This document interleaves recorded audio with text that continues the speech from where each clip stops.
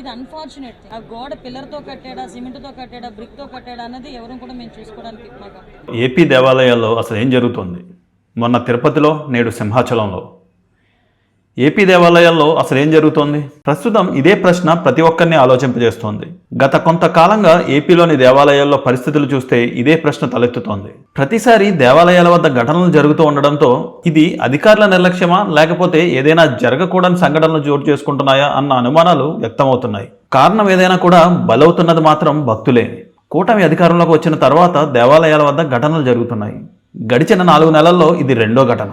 మొదట తిరుపతిలో వైకుంఠ ఏకాదశి ఘటన కాగా, ప్రస్తుతం సింహాచలం దేవస్థానం వంతు.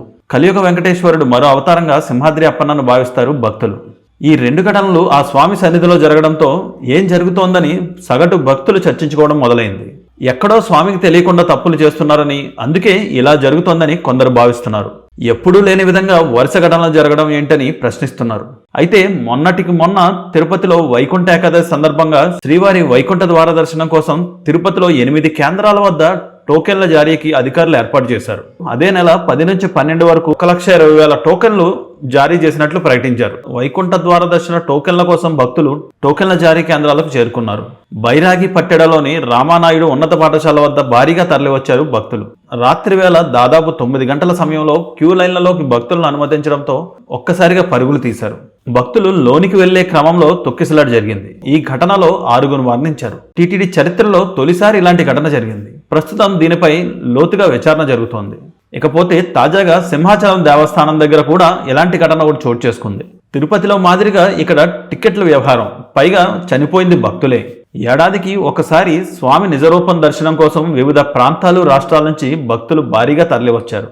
ఉచిత క్యూ లైన్లతో పాటు 300 రూపాయల దర్శనం లైన్లను ఏర్పాటు చేశారు అధికారులు. అదే సమయంలో రాత్రి సింహాచలం పరిధిలోని భారీ వర్షం కురిసింది. కురిసిన వర్షానికి సింహాద్రి కొండలు తడిచి ముద్దయ్యాయి.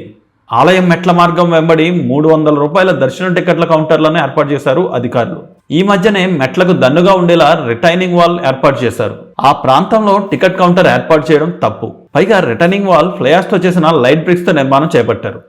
నిర్మాణం నాసిరకంగా ఉండటంతో వర్షపు నీటితో ఆ ప్రాంతంలోని భూమి మెత్తగా మారిపోయింది. రాత్రి కురిసిన వర్షానికి ఆలయ పరిసర ప్రాంతాల్లో వర్షం నీరు వచ్చి చేరింది. ఫలితంగా గోడ ఉన్న వర్షపు నీరు, మట్టి బరువు అమాంతం పెరిగిపోయింది. గోడ బలంగా లేకపోవడంతో దాని దిగువన ఉన్న గోడ భక్తులపై ఒక్కసారిగా కుప్పకూలింది. ఈ ఘటనలో 8 మంది భక్తులు ప్రాణాలు కోల్పోయారు. లూజ్ సాయిల్ ఉన్న ప్రాంతాల్లో లైట్ బ్రిక్స్ నిర్మాణం ఎలా చేపట్టారు అనేది అసలు పాయింట్. ఇప్పుడు ఈ వ్యవహారం ఏపీలో సంచలనంగా మారింది. మొన్న 6 భక్తులు కాగా ఈసారి సంఖ్య 8 పెరగడంతో భక్తులు దేవాలయాలకు వెళ్లాలంటే భయపడుతున్నారు. కన్స్ట్రక్ట్ జరిగింది, ఏ స్కీమ్లో కన్స్ట్రక్ట్ జరిగింది, ఎవరు కాంట్రాక్టరు, ఎవరు ఇంజనీరు, ఎవరు క్వాలిటీ కంట్రోల్ ఎవరు చేశారు, ఎవ్రీథింగ్ మేము ఇందులో ఎంక్వైరీ చేసుకుంటాం. ఎందుకంటే ఇక్కడ ప్రాణాలు కోల్పోయాం.